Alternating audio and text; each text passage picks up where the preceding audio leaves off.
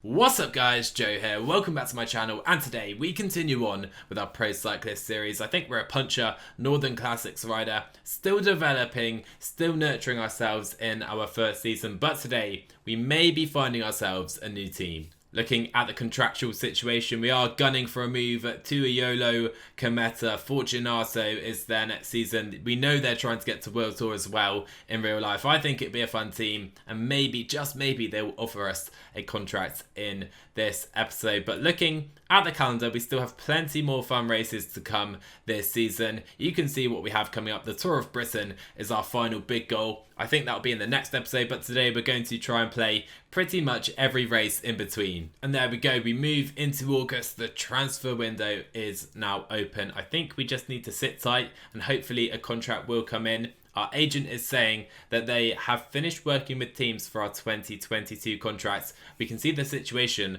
on the contract page and we should receive some concrete offers in the coming days. Let's hope.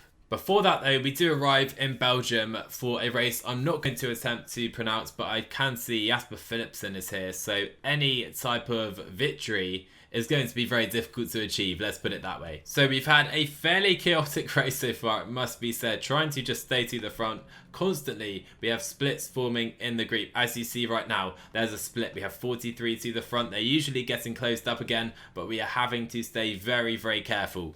And with 12k to go, we do have 50 or 49 riders to be precise at the front of the race. Jasper Philipsen is going to be the huge favourite unless we can attack him, which we need to try and do. Okay, we have 6 kilometers left. We are now approaching the final cobbled sector. Surely we need to try something here. Enzo Wouters is here. I know he's a very good rider as well. I have come to the front of this group anticipating maybe trying to follow some other moves with 5k to go. It's all in if we decide to attack at this stage, isn't it? So we need to be careful. We need to make sure if we attack, it is the right thing to do. But here we go, onto the cobbled sector. Let's try it. Let's try a big one right now. Big attack over the cobbles, and we have accelerated away, and we do have a small gap behind. 10 seconds with 2k to go. Can we hold off the chasers right now? It could be close. 9 seconds. I dare not look behind, so I'm not going to. Let's just go all the way for the line here. 95, 99. Here comes Sasha Weemeyes. He's a good sprinter, and he's surely got us on the line, and he does.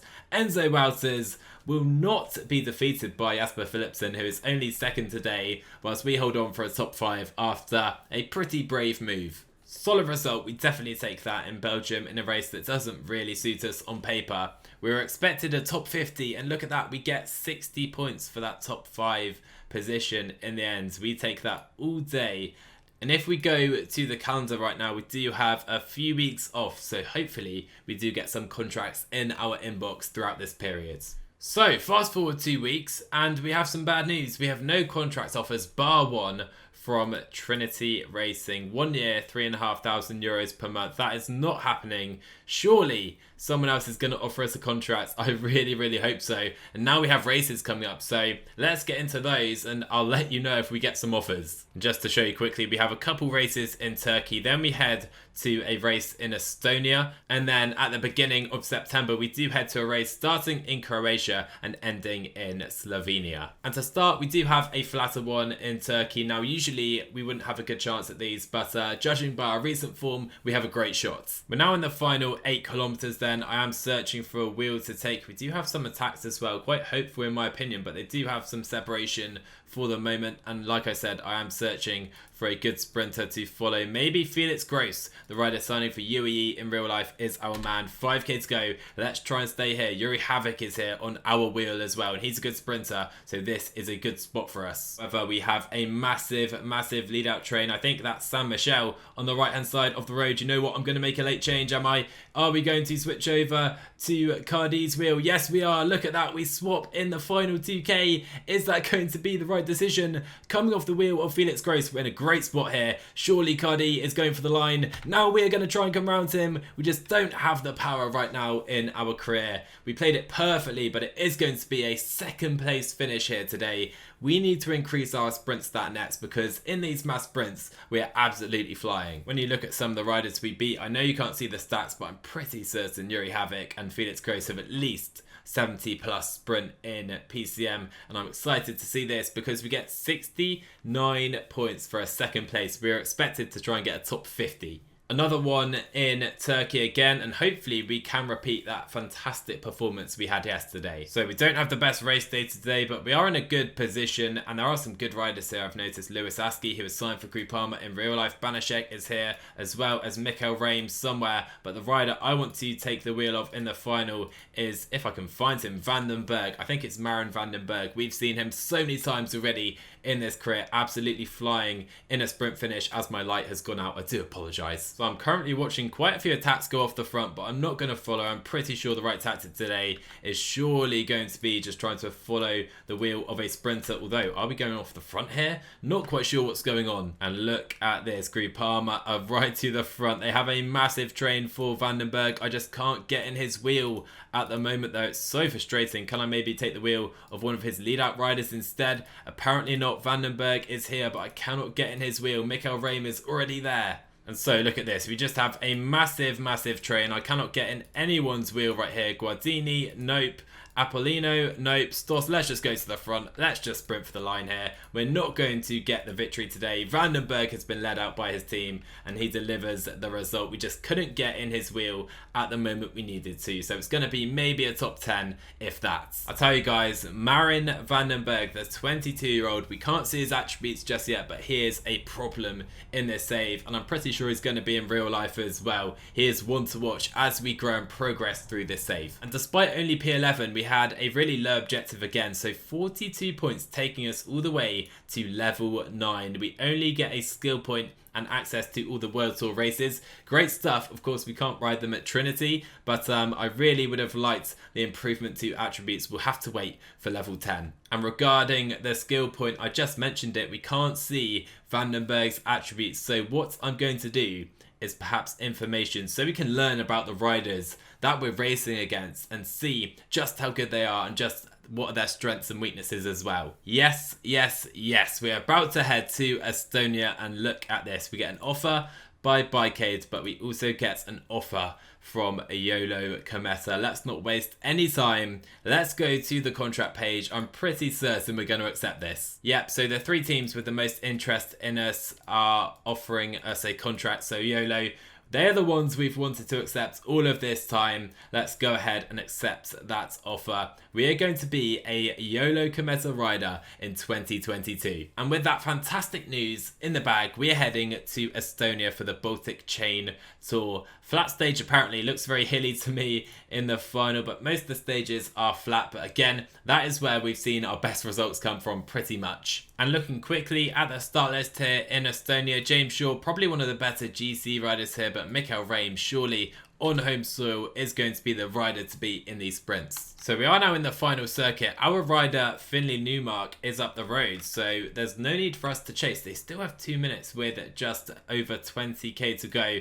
We're just going to sit in. If they catch them, then it's our turn to try and shine. I'll tell you what, 6k to go. We've suddenly been forced way too far back in this group for my liking. There is Mikhail Reim, but Newmark is still just up the road, holding on in that breakaway. Can he maybe take what would be a famous Trinity Racing victory? Would go down in Trinity Racing folklore. We need to move up right here though on this hill. Let's go up to 92 just in case he does get caught, because he might do still with 3k to go. We do have an uphill finish today, which is definitely going to suit us. Let's try and maybe catch a wheel. But anyway, 2k to go. We come downhill. Newmark is still up the road. I am going to sprint right about now into the final kilometre, round the corner, punching uphill. Can Newmark hold on? If not, can we take it? Newmark is done. We come through in the final, and I think we are going to just about hold on. It's a really close finish today, but we win stage 1 of the Baltic Chain Tour. Oh, I really wanted Newmark to win that, but he just cracked in the final few hundred meters. There we go then, another victory in the bag. Granted, not against the best opposition in the world right here, but we take it nonetheless. You can only beat what is ahead of you. Another flat one today then. Mikhail Reim is the big favourite, but hopefully we can hold on to our jersey. Okay, so again, we have a breakaway rider from our team towards the front of the race. This time, I want to take a wheel earlier on. Where is Mikhail Reim? Nowhere to be seen. I'm going to take his teammate Alan Banashek, who I know can sprint as well, but still, we have a rider up the road in the breakaway with just 6k to go. Also, a sizable split in the peloton. I think some big riders could be caught behind, so this suits us at the moment, making the other teams do the chasing, and our rider has gone for it. He has gone for the win right now. I'm not quite sure whose wheel to take. We have 3.5k to go, and Malakane is going for victory. I'm just trying to stay to the front of the race again. And again, I'm not sure who's wheel to take. Our teammate has been caught with 1.9k to go. I think we're going to have to try and jump early into the final 1.2k up the inside of this final corner. I've spent all my red very, very quickly, blocked off a little on the inside right there. Bit of a shame. Who's going to hold on? It is going to be the Algerian champion, Regigi, just ahead of Paulo Simeon. We're going to get a top 10 finish just about. And so that result now puts Regigi in a prime position. Here's our closest challenger in the GC, and here's the man we need to watch out for in the next stage. Here we go then, we get an email through, the formalisation of our contracts at YOLO Cometa, and hopefully they sign some big riders, because in our Uno X save, no spoilers if you haven't seen it already, but they signed Geraint Thomas and Antonita G, so hopefully they can sign some riders of that calibre for us to work with and maybe even push us to World Tour. And up next, it is a flat stage into Riga. And by the way, I didn't really note it in the previous stage, but there were some pretty sizable time gaps, 1 minute 8 from 44th down, which does mean when you consider the first stage as well, which I think there were some gaps too, there are only about 19 riders who are still in contention to win this race. So we have 7k to go. I've been searching for a wheel to take. I've focused on the Finnish champion. I'm not quite sure how to say it. Juntunen, I'm going to go with. Anyway, clearly not right. Regigi is here. Here's the man to watch. And Mikael Ray much further back now. 5k to go. I think we're in a good place. However, this team have kicked very, very early. It's a long drag to the line right here. I'm thinking about swapping wheels, or is it too late? There is Mikael Ray on the right hand side of the road. Let's just stay here. We're going to have to right now. There goes Rame on the right hand side of the road. 1.5k. Let's sprint into this finish right about now if we can. Can we get a solid result here? And Juntunen, who we followed, is going to win with ease. Again, we picked the right wheel, and hopefully that will result in some bonus seconds. Yes, it will. That is absolutely crucial, whilst Regigi is much further back today. And I do believe those 4 bonus seconds should mean we hold on to the lead just ahead of Antti Jussi Juntunen. I'm going to try and say it. We've tried.